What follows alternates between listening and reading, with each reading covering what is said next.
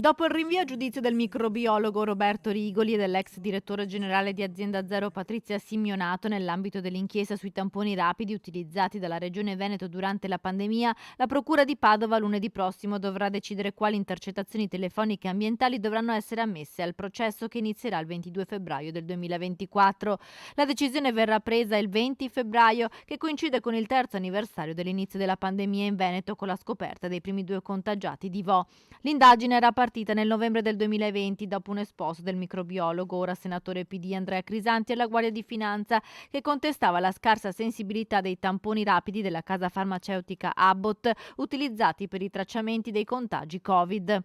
Le intercettazioni finite sul tavolo del pubblico ministero risalgono al settembre del 2020, quando la procura stava indagando sugli appalti delle mense negli ospedali. Lunedì il giudice invece quasi sicuramente non includerà le intercettazioni dove il presidente del Veneto Luca Zaia attacca l'operato del microbiologo Crisanti, con cui aveva rotto i rapporti bruscamente dopo lo studio di Vo. Nel processo verranno esaminati anche 3 studi di università straniere sui tamponi e il parere del virologo Giorgio Palù richiesto dalla difesa di Rigoli e Simeonato.